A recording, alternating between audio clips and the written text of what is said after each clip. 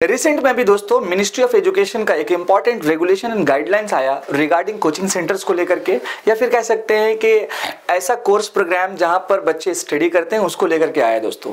अब सवाल ये है कि आखिर ये इतना ज़्यादा तेजी से वायरल क्यों हो रहा है। उसका सबसे इंपॉर्टेंट रीज़न ये है कि इस पार्टिकुलर कोचिंग सेंटर में कह सकते हैं, या फिर आप कह सकते हैं कि जहाँ पे कॉम्पिटिटिव क्लासेस होता है वहाँ पर 16 साल से जो मतलब कि नीचे के बच्चे हैं उनको एडमिशन नहीं लिया जाएगा, और कई सारा और भी इंपॉर्टेंट गाइडलाइंस आया है। तो आज के इस वीडियोस के माध्यम से दोस्तों हम लोग समझेंगे कि मिनिस्ट्री ऑफ एजुकेशन, जिसके मिनिस्टर है धर्मेंद्र प्रधान जी, तो उन्होंने क्या क्या इंपॉर्टेंट जो है गाइडलाइंस बनाया है, और हम लोग ऑफिशियल डेटा भी देखेंगे, और साथ साथ भारत सरकार के अकॉर्डिंग राइट नाउ एजुकेशन के रिगार्डिंग अगर हम बात करें तो कौन कौन सी गवर्नमेंट स्कीम चल रही है।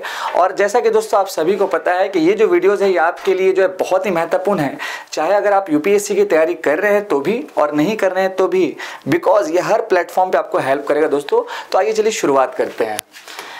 हमारे सामने आपको दिख रहा है हमारा स्क्रीन, जिसमें साफ साफ लिखा हुआ है कि coaching centre board from enrolling students below 16 years. 16 साल से नीचे के बच्चों को कोचिंग सेंटर्स में अलाउड नहीं है, बार्ड है टोटली।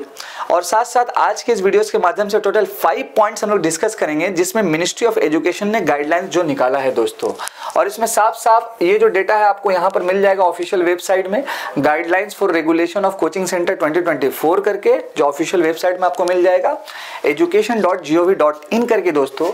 और इसके साथ साथ ये जो गाइडलाइंस है पार्टिकुलर तो किस किस सिचुएशंस को लेके है, तो यहाँ पर आप देख सकते हैं student supervision and support for study programs, competitive exam, academics, जो ऑफिशियल स्टेटमेंट है दोस्तों। अब हम बात करेंगे ऑफिशियल स्टेटमेंट्स का, तो ये मिनिस्ट्री ऑफ एजुकेशन का ऑफिशियल स्टेटमेंट है, जिसमें साफ साफ लिखा हुआ है, सब्जेक्ट में आप देख सकते हैं कि guidelines for regulation of coaching centre for consideration by state UTs by way of appropriate legal framework. ठीक है, ये आपको देख सकते हैं दोस्तों। और जैसा कि आप सभी को पता है कि एजुकेशन जो है दोस्तों वो आपका कंकरेंट लिस्ट में आता है। कंकरेंट लिस्ट मतलब क्या होता है दोस्तों, जिसमें स्टेट और सेंटर दोनों जो है रूल्स एंड रेगुलेशन बना सकती है। इंडियन पॉलिटी या हमारे संविधान में 3 तरह का लिस्ट होता है दोस्तों, जिसमें आपका यूनियन, देन आपका हो जाएगा स्टेट, और लास्ट वन आपका कंकरेंट लिस्ट हो जाएगा दोस्तों। ये आपको रिमेंबर रखना है। लेकिन ज़्यादातर दोस्तों अगर हम बात करेंगे कि भारत में जो सेकेंडरी एजुकेशन तक की जो पढ़ाई होती है, मतलब कि 10+2 लेवल तक की जो पढ़ाई होती है, तो उसका जो भी लीगल फ्रेमवर्क रेडी होता है वो स्टेट लेवल पे होता है, मतलब स्टेट लिस्ट में होता है दोस्तों। और उसके बाद अगर हम कह सकते हैं तो सेंट्रल लिस्ट में वो चला जाता है। तो इसीलिए एजुकेशन नाम की जो सब्जेक्ट है उसको कंकरेंट लिस्ट में रखा गया है दोस्तों। तो यहाँ पर साफ साफ ये जो डायरेक्शन दिया गया है उसका कई सारा इंपॉर्टेंट रीज़न है। एक तो बहुत बड़ा रीज़न ये था दोस्तों कि आज से कुछ ही महीना पहले दिल्ली में एक कोचिंग सेंटर में आग लगा था, जिससे बच्चे कूद फांद करके भाग रहे थे, क्योंकि वहां पर क्या था, सफोकेशन हो गया था। बच्चों का जो बैच का साइज होता है दोस्तों वो बहुत ही ज्यादा था, और इसके रिगार्डिंग और भी कई सारा इशू है, लाइक सुसाइड भी देखा गया कई बार, फीस का भी बहुत बड़ा इशू था दोस्तों। तो इसी के लिए मिनिस्ट्री ऑफ एजुकेशन ने ये इंपॉर्टेंट कदम स्टेप उठाया है दोस्तों। ठीक है, तीसरा नंबर पॉइंट आप देख सकते हैं कि guidelines for regulation of coaching centre in the country has been prepared and being forwarded for consideration by states UTs by way of appropriate legal framework. अब जैसा कि आपको पता है दोस्तों, ये गाइडलाइंस बनाने वाली सेंटर है, लेकिन इसको फॉलो जो करेगी वो स्टेट करेगी। तो अब स्टेट के पास ये गाइडलाइंस भेजा गया, वहां से जो भी लीगल फ्रेमवर्क होगा, जो भी राय होगा, उसको फिर अप्लाई किया जाएगा, और जो भी लोकल अथॉरिटी होगी किसी भी पार्टिकुलर कोचिंग सेंटर के आसपास, तो वो फिर क्या करेगी दोस्तों कि उसको जो है रजिस्ट्रेशन का प्रोसेस करवाएगी। तो आइए हम लोग बढ़ते हैं 5 इंपॉर्टेंट पॉइंट्स की तरफ जो इस पार्टिकुलर गाइडलाइंस में कहा गया है दोस्तों। फर्स्ट ऑफ ऑल, ठीक है, यहाँ पर एक और पॉइंट देख लीजिएगा कि आखिर जो हम लोग हमारे देश में कोचिंग सेंटर का जो इशू है क्या क्या है। देखिए, फीस फ्रॉम स्टूडेंट्स हो गया, stress on student resulting in students committing suicides हो गया, loss of precious live due to fire and other accidents, मैंने ऑलरेडी अभी बताया आपको, मैल प्रैक्टिसेस यानी कि चोरी अगर से पकड़ा गया, इस तरह से कुछ अगर होता है तो जो रिपोर्ट होता है आपका मीडिया में ओवरऑल दोस्तों। तो ये कुछ इंपॉर्टेंट पोर्शन है इस पार्टिकुलर ऑफिशियल आपका नोटिफिकेशन में। अगर हम बात करेंगे दोस्तों कि 5 जो इंपॉर्टेंट मेजर पॉइंट्स है जिसको आप लोगों को रिमेंबर रखना है कि कहाँ कहाँ पे चेंजेस हुआ है, तो नंबर 1 में आपका रजिस्ट्रेशन ऑफ कोचिंग सेंटर। अब देखिए यहाँ पर साफ साफ लिख दिया गया है दोस्तों कि कोचिंग सेंटर जो भी चल रही है उसको क्या है कि रजिस्ट्रेशन करना काफ़ी महत्वपूर्ण है। अब देखिए यहाँ पर एक पॉइंट और रिमेंबर रखिएगा कि it's important to note that if a coaching centre has multiple branches, अगर मान लीजिए एक कोचिंग सेंटर है और उसका मल्टीपल ब्रांचेस है तो ऐसा नहीं है कि एक जो कॉर्पोरेट ऑफिस होता है उसी से वो लिंक होकर के चलेगा। हर ब्रांचेस के लिए क्या होगा कि एक सेपरेट आपका रजिस्ट्रेशन करवाना होगा। साफ साफ यहाँ पर लिखा हुआ है दोस्तों कि each branch is treated as a distinct entity requiring separate registration application for each. यहाँ पर आप पॉइंट देख सकते हैं, एकदम क्लियर कर दिया गया है दोस्तों। देन इसके साथ साथ जो भी बच्चों का एनरोलमेंट होगा वो 16 साल से नीचे नहीं होना चाहिए, और जो टीचर्स भी होंगे दोस्तों वो उनका ग्रेजुएशन होना लाजमी है, होना फिक्स्ड है दोस्तों। आइए बढ़ते हैं नेक्स्ट गाइडलाइंस की तरफ। स्टूडेंट्स का जो एनरोलमेंट एंड फी स्ट्रक्चर को लोगे दोस्तों, देखिए दोस्तों आजकल हो क्या गया है कि फीस को लेकर के काफ़ी पेरेंट्स भी जो है मतलब कि थोड़ा सा स्ट्रेस फील करते हैं, और वो बातें अगर बच्चों को भी पता चल जाता है तो बच्चे भी स्ट्रेस फील करते हैं कि मेरा फ़ी कैसे पे होगा, बहुत ज़्यादा बर्डन हो जाता है। और काफ़ी बार क्या होता है दोस्तों कि कभी किसी कोचिंग में या इस एकेडमिक्स में एडमिशन लेने के बाद आदमी चाहता है कि वहाँ से हम वापस जो है एडमिशन जो है कैंसिल करवा ले, तो रिफंड होने का भी जो है फीस का बहुत बड़ा इशू होता है। तो इसके ऊपर भी एक पॉइंट आया, बहुत अच्छा पॉइंट आया है, देख सकते हैं यहाँ पे कि एनरोलमेंट की अगर हम बात करेंगे तो 16 साल वाला मैटर आपको याद रखना होगा। ट्यूशन फीस की अगर हम बात करेंगे तो यहाँ पर देखिए साफ साफ लिख दिया गया है कि a prominently displayed comprehensive prospectus must include details about courses, यानी कोर्स का डिटेल होना चाहिए, ड्यूरेशन, क्लासेस, ट्यूटोरियल्स, हॉस्टल का फैसिलिटी, फीस, एग्जिट पॉलिसी यानी कैसे एग्जिट किया जाए, अगर बच्चे एडमिशन ले लिए तो एग्जिट वो कैसे करेंगे, ये सारा कुछ। और लास्ट वन आपका दोस्तों कि क्या प्रोसेस होगा रिफंड्स का। तो यहाँ पर तो रिफंड्स का प्रोसेस 10 दिन का बताया गया है, जो हमारा तीसरा नंबर का गाइडलाइन है, जो आप देख सकते हैं कि complaint system and exit policy for students. एक कंप्लेंट सिस्टम क्या होगा और एग्जिट पॉलिसी क्या होगा दोस्तों फर्स्ट ऑफ ऑल।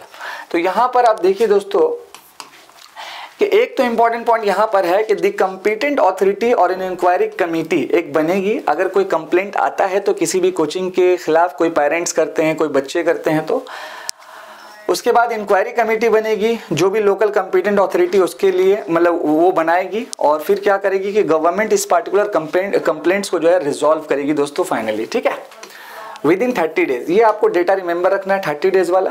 इसके साथ साथ कई बार ऐसा भी होता है दोस्तों कि बच्चे पढ़ते पढ़ते मिड में चाहते हैं कि हम जो है वापस हो जाएं, मतलब कि अब हमको आगे फर्दर इस पार्टिकुलर सेंटर पे नहीं पढ़ना है, उस पार्टिकुलर सेंटर पे नहीं पढ़ना है। तो इसके रिगार्डिंग भी यहाँ पर एक गाइडलाइंस बनाया गया है कि for mid course withdrawal pro rata refund is required with in 10 days, यानी कि 10 दिनों के अंदर रिफंड करना होगा। एनी फी इंक्रीजेस, अगर कोई भी फीस इंक्रीज होता है एक बार एनरोलमेंट्स होने के बाद, तो यहाँ पर क्या होगा कि both course fee and hostel related fees कुछ भी होगा तो कंप्लीटली प्रोहिबिटेड किया गया है दोस्तों। आप देख सकते हैं यहाँ पर साफ साफ लिखा हो गया। चौथा जो इस पार्टिकुलर गाइडलाइंस में क्या है कि किसी भी कोचिंग सेंटर या कॉम्पिटिटिव एग्जामिनेशन का कोचिंग जो सेंटर है वहाँ पर एक बेसिक इंफ्रास्ट्रक्चर होना काफ़ी महत्वपूर्ण है।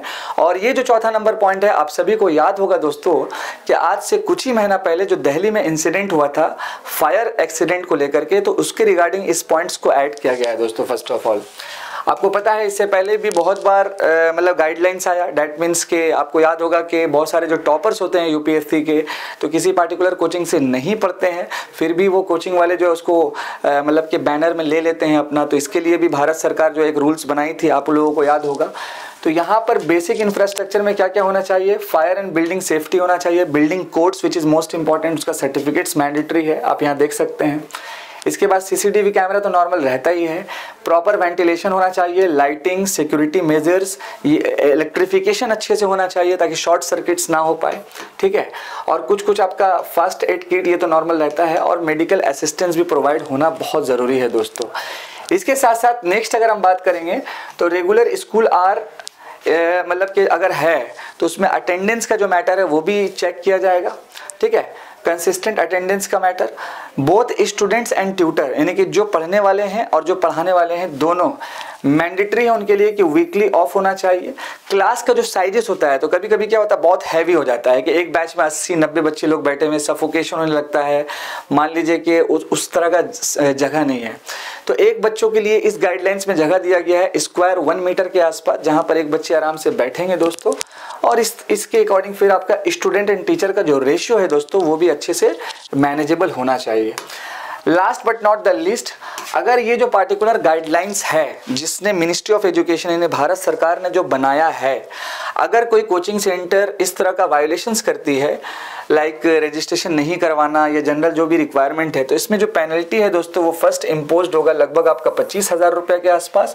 और अगर मान लीजिए रिपीटेशन होता है, सेकेंड टाइम भी होता है दोस्तों, तो सेकेंड ऑफेंसिव जो वारंट्स आएगा पेनल्टी का वो लगभग मान के चलिए आपको 1 लाख रुपए तक आ सकता है। और अगर ये बार बार रिपीट होगा दोस्तों तो हो सकता है कि उस पार्टिकुलर कोचिंग सेंटर का रजिस्ट्रेशन भी कैंसिल हो सकता है दोस्तों ओवरऑल। तो यहाँ तक का था कुछ important guidelines regarding ministry of education का। इसके साथ साथ हम लोग एक एडिशनल पॉइंट जान लेते हैं कि अभी हमारे प्रेजेंट भारत सरकार कौन कौन सी एजुकेशन में स्कीम चला रही है, गवर्नमेंट स्कीम, जिससे हमारे देश का एजुकेशन सिस्टम जो है और भी बेहतरीन हो पाए और भी जो है डेवलप कर पाए दोस्तों। तो फर्स्ट ऑफ ऑल आप यहाँ पर देख सकते हैं national programme on technology enhanced learning which is most important, Sarva Shiksha Abhiyan, आप सभी को याद होगा, एक और mid day meal scheme which is most important, mid day meal scheme, आपको ये भी पॉइंट याद होगा। नेक्स्ट एक है आपका प्रज्ञाता नाम का scheme, mid day meal already मैंने यहाँ लिखा हुआ था, बेटी बचाओ बेटी पढ़ाओ scheme, PM Shri school which is most important. और अभी रिसेंट्स में आप सभी को याद होगा कि 2020 में दोस्तों आया था क्या चीज़, न्यू एजुकेशन पॉलिसी, ठीक है, ये भी आपको याद रखना है। तो ऐसा कई सारा भारत सरकार का एजुकेशनल रिफॉर्म्स है जिसके थ्रू भारत सरकार चाह रही है कि मतलब कि हमारा एजुकेशन सिस्टम स्ट्रांग हो जाए। और इसके साथ साथ कई सारे पॉइंट्स को, कई सारे बिंदु को मैंने आपके साथ साझा किया। आई होप कि ये थोड़ा सा अंडरस्टैंडिंग हुआ होगा। मैं आपका दोस्त और आपका होस्ट अदनान सर। जाते जाते आपको एक कमेंट सेक्शन में ज़रूर कमेंट करना है कि आज के इस वीडियोज़ के माध्यम से आपको क्या इन्फॉर्मेशन मिला, और साथ साथ आपको नेक्स्ट वीडियो किस चीज़ का चाहिए, किस टॉपिक पे चाहिए, वो भी मुझे आप सजेस्ट कर सकते हैं। आई होप कि आपको समझ में आया होगा।